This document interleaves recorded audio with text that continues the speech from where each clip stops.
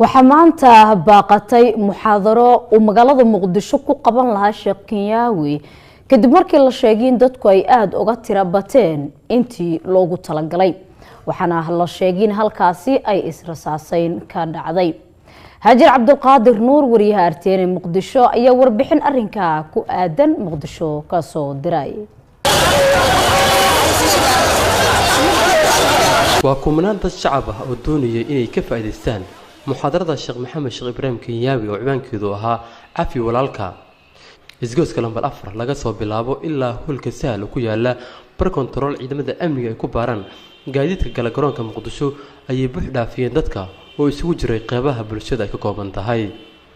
hulka sahal oo sheekh muxaadarada uu ku qabarabay ayaa gudaha u galay dad fara badan oo ka soo hormaray waqtiga muxaadarada oo ku beegneed 4 galabnimo 3 qof oo dumar ah ayaa ku dhaawacmay kadib markii ciidamada amniga ay rasaas aan la ogeyn inay ku talgal ahayd in kale ku dhaawacmeen waxaana ii muuqday in ciidamada ay xakameyn waayeen tirada dadka oo qof walba oo kamid ah doonayay in gudaha hoolka ay galaan laakiin waxa aad ugu xumahay dad badan oo ku dhaawacmay inay macnaha oo shiiqana oo dhaawac lagu gaarsiiyo dadkii u imaaday loo askartu dhaawacaan wax fiican ma ahayn aniga indhahayga waxa saaray gabadh yariisoo aad u dhigbaxaysan waa arkay marka miliyona waxa dad imaanaan galay Sheekh Kenyaawi oo ilaala laga hayay ayaa gaadiid lagu keenay waxaana markii uu qiimeeyay culayska meesha yaalay uu gartay in dib loo dhigo waxaana uu mahad celiyay kumanaanka dad ee doonayay inay ka faa'iideystaan muxaadaradiisa qaar kamid ah dadkii kala duwanaa ee banaanka dambe hoolka muxaadarada lagu qorsheeyay aan kula kulannay ayaan wareysanay waxaana badankood ay codsanayaan in meel ka baxdweyn halkan oo sheekha muxaadaradu ku qabto runtii aadan ugu faraxsanahay maanta inaan oo aan halkan imaano inkastoo muxaadaradii ama khudbadii wili aysan bilaabanin oo haddana meeshii ay xabado iyo ay ka dhacayaan oo waxaan ficnaan lahayd meesha in laga bedelo oo meel fagaaro ah meeshii yar dadkiina aad u tiro badan yihiin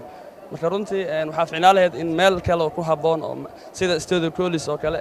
in loo bedelo insha Allah runtii waxay taas muujinaysaa in dadka Soomaaliyeed wili diintooda ay aad u jecel yihiin maadaama bariyahan ay socdeen oo yani dadka ay ku mashquulsan waxyaabo fanaanad waxa maanta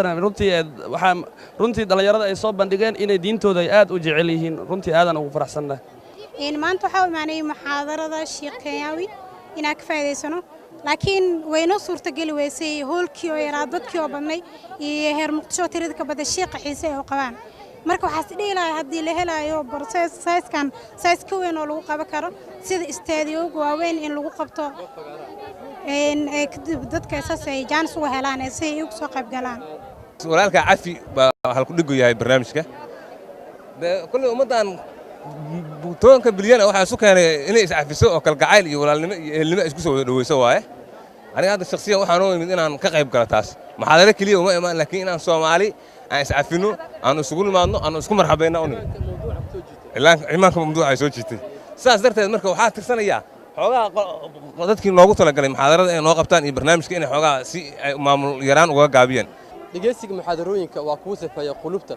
laakiin Sheekh Kenyaawi muxaadaradiisa waxaad moodaan inay sida tahay soo dhicin maadaama dadweyne fara badan ay ka soo qayb galeen isla markaana ay saamixi weysay in loo qabto hoolka uu cilaamiyay dadka shacabka oo aan wareysanay waxa ay noo xaqiijiyeen ama ay doonayaan in goob halkan ka weyn oo fagaaraha loo qabto si ay u faa'iideystaan mowduuca ay ku sheegeen inuu yahay mid ku habboon dalka Haajir Cabdulqaadir RTN TV